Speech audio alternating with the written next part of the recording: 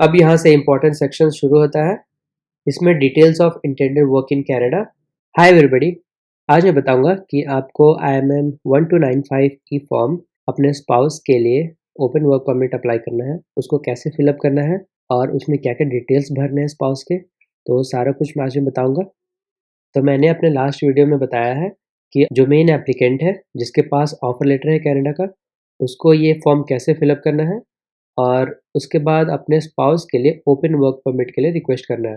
तो ये वो फॉर्म है जो आपके स्पाउस के लिए होगा, जिसे हम ओपन वर्क परमिट के लिए रिक्वेस्ट कर रहे हैं। तो ये ओपन वर्क परमिट क्या होता है?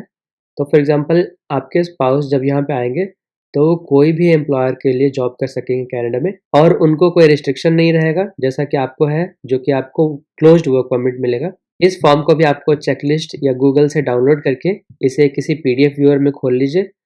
जैसे मैं एग्जांपल में यहाँ पे एडोब रीडर यूज कर रहा हूँ। ये फॉर्म आपको कंप्यूटर पे ही भरना है और इसे PDF में सेव करके और साथ में अपलोड कर देना है। तो ये स्टार्टिंग के सेक्शन सेम है जैसा कि प्राइमरी एप्लीकेंट का है। तो ये मैं जल्दी जल्दी कंप्लीट कर देता हूँ। यहाँ मैं इंग्लिश सिलेक्ट कर लेता हूँ।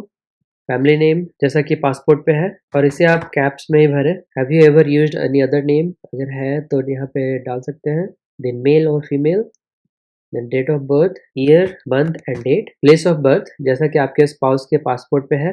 कंट्री और टेरिटरी, सिटीजनशिप, करेंट कंट्री और टेरिटरी ऑफ रेसिडेंस, मतलब अभी कहाँ पे है, तो फिलहाल अभी जहाँ भी आपके स्पाउस है। Status in that country, for example मैं इंडिया में हूँ तो उसका सिटीजन हूँ। यहाँ प्रीवियस कंट्रीज और टेरिटरीज ऑफ रेसिडेंस, फिर यहाँ लास्ट 5 ईयर्स में कोई प्रीवियस कंट्रीज ऑफ रेसिडेंस, तो यहाँ पे नो है मेरा।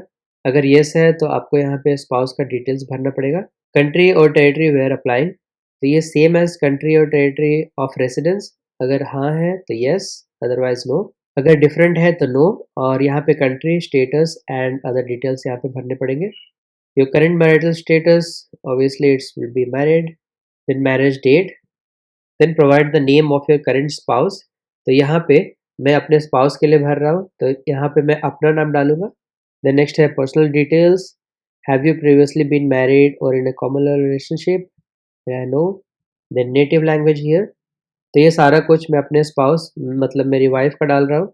तो उनका जो भी नेटिव लैंग्वेज है या मदर टंग है वो आपको यहाँ पे डालना है। Are you able to communicate in English and French, तो स्पाउस अगर दोनों लैंग्वेज जानती है तो both, otherwise I will select English here. Have you taken any test, for example English या फ्रेंच, तो मेरे केस में है नो।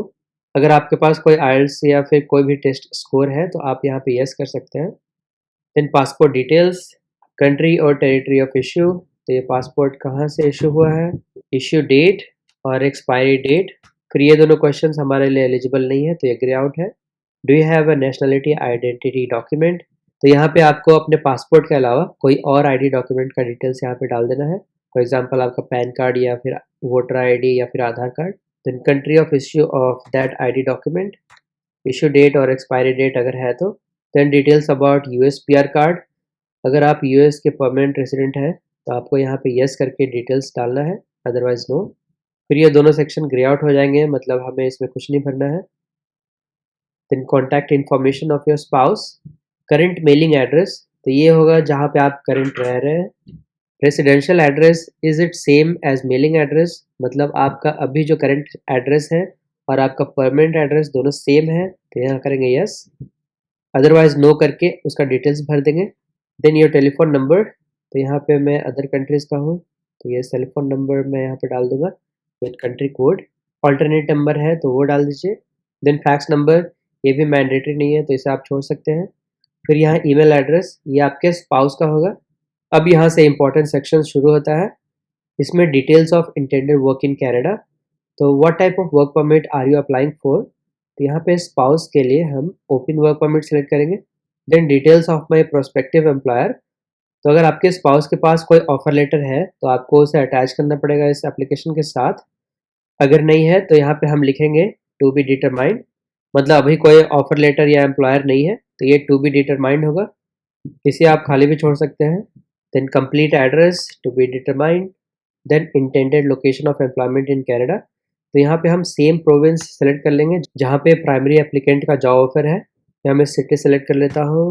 एड्रेस में सेम टू बी डिटरमाइंड। फिर my occupation in Canada will be to be determined और basic job duties. Then duration of expected employment, तो यहाँ पे आपको सेम डेट रखना है जो कि आप अपने प्राइमरी एप्लीकेंट के लिए रख रहे हैं। देन यहाँ पे आपके स्पाउस का सारा एजुकेशन डिटेल्स यहाँ पे डालना है।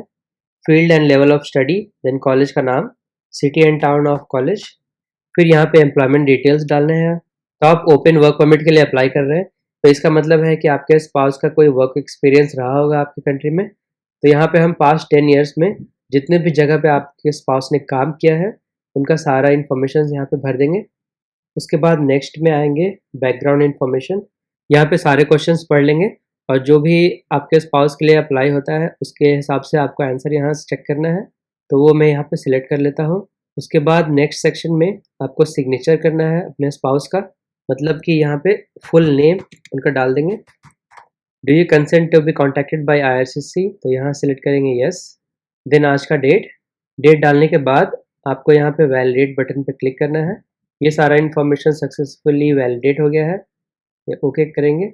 वैलिडेशन हो जाने के बाद आपको नीचे कंफर्म कर लेना है कि यहाँ पे जो बार कोड जनरेट हो गया है, ये बार कोड के साथ ही आपको ये फॉर्म सेव करना है और सेव करने के बाद इसे अपलोड कर देना है चेकलिस्ट के स्पाउस सेक्शन में।